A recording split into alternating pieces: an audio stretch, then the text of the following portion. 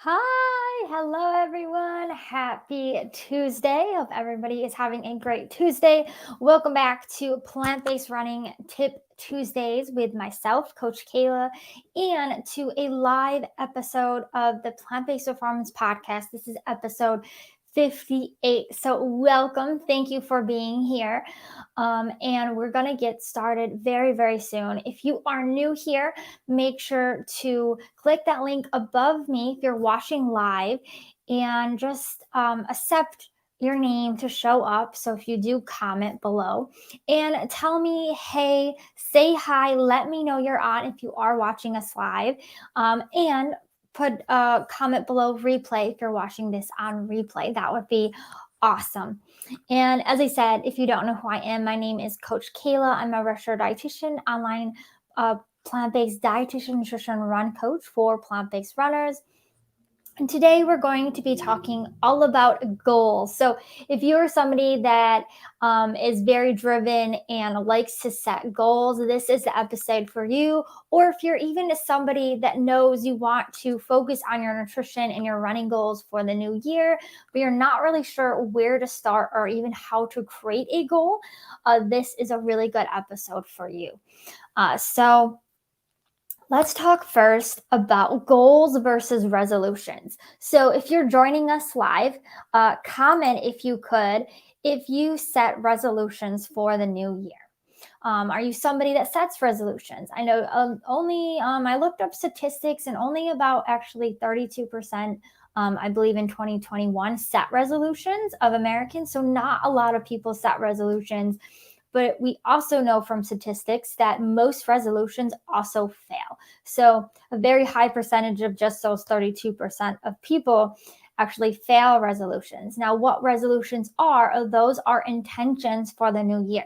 There is no actionable steps for you to take to meet that resolution, which is why they mostly fail and they just don't work. And then a lot of times people set resolutions and they just feel really disappointed. They feel really crushed. They feel really disappointed that they didn't achieve it and they feel like something is wrong with them. Let me tell you, there's nothing wrong with you if you do not make it through February. If you do set a resolution, it's only because you just haven't set yourself up for success. You really want to set a goal and you want to make sure it is specific, it is measurable, it is attainable, it is realistic, attainable, and time-bound. And we're going to be talking about that here today. So, why should you create or why should you set goals in the first place? Well, it's important to set goals because if you do want to achieve anything related to nutrition and running, a really great way to start or where to start is to create that goal. And we're going to talk about how to do that, but just having that goal, having it written down is going to help you and more likely to succeed rather than just setting that resolution, as I said. Also, I'm really big on behavioral goals because the experience that I've had working with clients is that a lot of them don't really know how to, what to do for or like how, I should say how. They're not that they don't know what to do, but they don't know how or what behaviors that they need to do in order to meet those nutrition and fitness or running goals. And it comes down to behaviors and habits. So I'm a really big believer, and we also do this in the Run on Plats. Part of the Run on Plans method is creating behavioral based goals. And this is more long term because everything that I teach you in the Run on Plans method is not a short-term thing. This is a lifestyle. So I want to make sure that what I teach you are skills and things that you can continue to do for your life. And eventually you won't need to pay me. You will know everything and you won't need me anymore. That is my goal, is that you take the information that I share with you. I give you the tools and everything to succeed. And you can just go with it. And you can make that lifestyle. Once you make that lifestyle change, you know that what you need to do, and you just need to keep doing those behaviors and habits. So that is another thing as well. So tip number one to creating goals is creating long-term and short-term goals. So a long-term goal is anything that's over a year, and then a short-term goal is anything that's less than a year.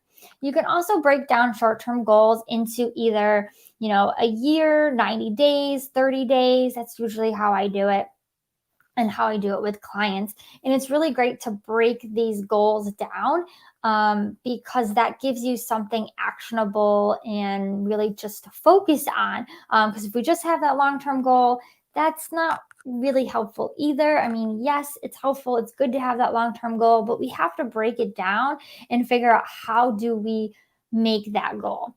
And we also want to make these long-term and short-term goals smart. And I just talked about this a little bit. So SMART, what SMART means, if you don't know what that is, it means specific, measurable, A is attainable, R is realistic, what do we have? T is time bound. So though that is the acronym for SMART, and you want to create SMART goals. So you want to make sure that it has all of those things. You want to make sure it's specific, it's realistic, it's attainable, it's time bound. You don't want to create a goal that's not specific. So it's not efficient enough to say, I want to run more. You really need to set a specific goal, like I want to run a marathon in 2022. That is very specific. And you want to make sure it is measurable. We can measure miles, we can measure, what we eat, but we want to make sure somehow it is measurable and we can keep track of it. Let's see. So SMA, attainable and realistic. These two are very similar. You want to make sure that your goal meets you where you're at. So when I actually break down goals, which we're going to go into a little bit with clients, we make sure to meet you where you're at. And hopefully we progress and we make these goals harder, more challenging. But at first you want to make sure it's attainable. You never want to set a goal that is so far out there and then get disappointed that you can't do it and feel like you are a failure. So you want to make sure it is realistic. It is, a good time in your life. You can create the time available to train and all of that in order to succeed. So we really want to make sure that it is realistic and it is attainable, something you can do. And then T is time bound. We also want to put a time on this. So it's not efficient enough to say, I want to run a marathon in 2022. We have to say, I want to run a marathon in fall of 2022. So you really want to make sure that it is also time bound. So that is what SMART goals are. And then number 3 is we want to also create actionable steps by breaking it down into weekly goals. And this is exactly what I do. And this is part of the Run on Plants method, is creating weekly goals and making these goals also SMART goals. So these are the things that you can focus on that are going to actually change your behavior, that are going to be more long-term and sustainable. And it's also going to help you to reach that bigger goal that you have. So you'll break down your weekly goals, and maybe that's run 4 days a week for 30 minutes.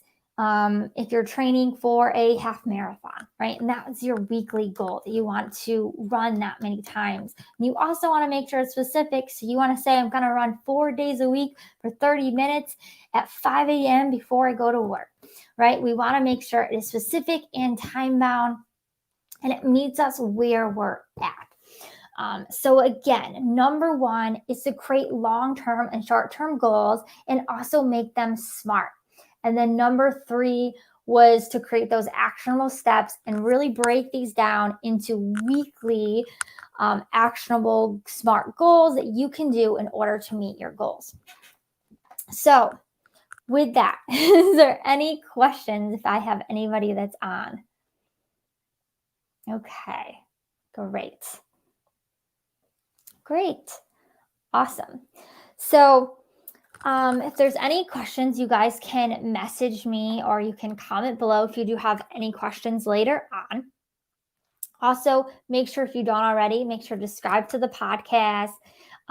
Make sure to join the Run on Plants community if you haven't already.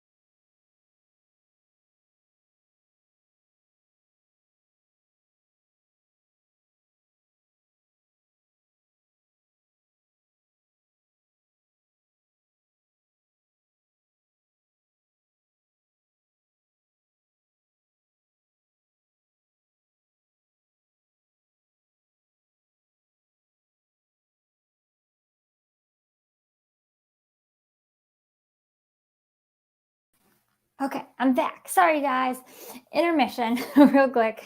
So make sure, if you haven't already, subscribe to the YouTube, the podcast, and join the plant-based performance running community if you haven't already, so you don't miss out on any new news or anything that's going on. I'm always sending you guys new resources, new information, things like that. So make sure to join.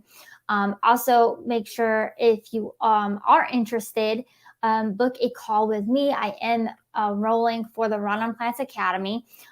So make sure, if you want to get in, I am doing a holiday promo. If you want to get in, if you get in before the end of this year.